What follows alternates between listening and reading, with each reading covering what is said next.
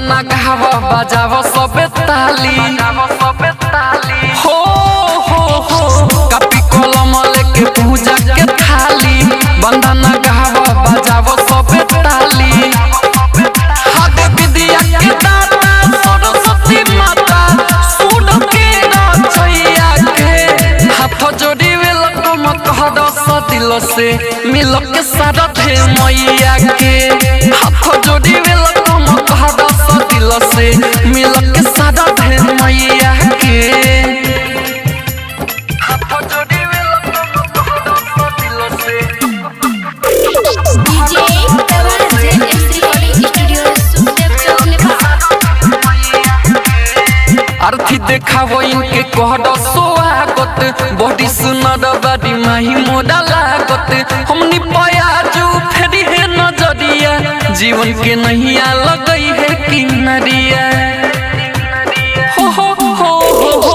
अर्थी देखावो इनके कहड स्वागत बड़ी सुनर बड़ी माही मोड़ा लागत हमनी पयाजू फेरी है नजरिया जीवन के नैया लगई है किनरिया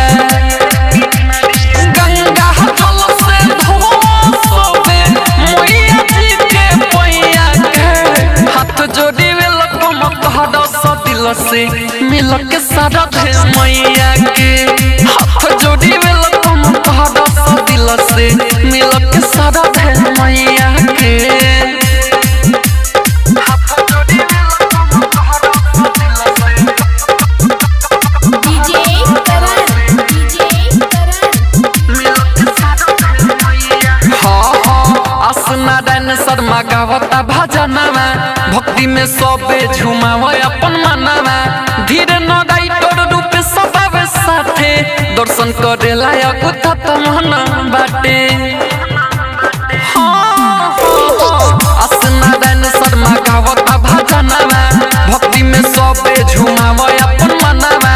आसु प्रेमी धीरे न संगे बाटे दर्शन करे लायक तत मन बाटे